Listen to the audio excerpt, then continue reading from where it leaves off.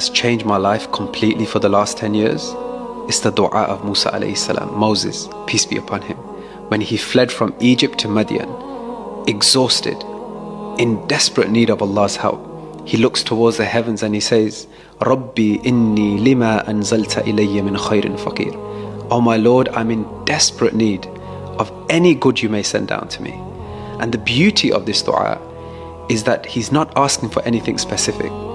And you're not asking for anything specific. You're just asking for any good that may come down to you. And if I begin to tell you the blessings this dua has brought into my life, and the situations it's cleared for me, and the opportunities it's created for me, subhanallah. If I was to advise anyone of any dua to recite in your prayer, in any prayer, in sujood, from the bottom of your heart, with conviction and complete belief that Allah will send goodness your way, then recite this dua.